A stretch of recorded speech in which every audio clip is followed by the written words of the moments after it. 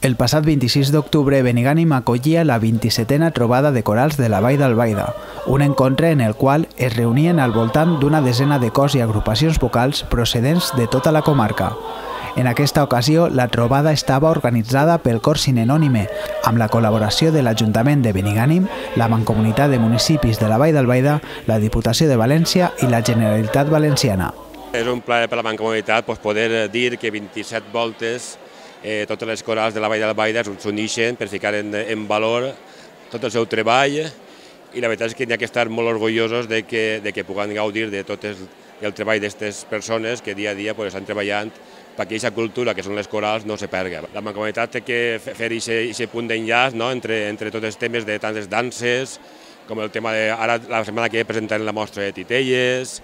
l'encontre de corals. Vull dir, hi ha moltíssimes coses en la Mancomunitat, un paper molt actiu en temes de cultura, és un departament molt actiu i tenim que seguir treballant en aquesta cohesió cultural de la nostra Vall d'Albaida, que realment també és el que ens uneix com a comarca. Els diferents cors i agrupacions vocals van anar passant per l'escenari de l'Auditori Municipal Paco Salvador per interpretar algunes de les obres més populars de la nostra tradició, però també altres més contemporànies, tant en valencià com en castellà i anglès. I això és una mostra d'això de cultura, d'art coral, de música, i és algo que ens desvaneix a la població benigana i poder acollir aquests actes, avui especialment la trobada de corals, que és la 27a.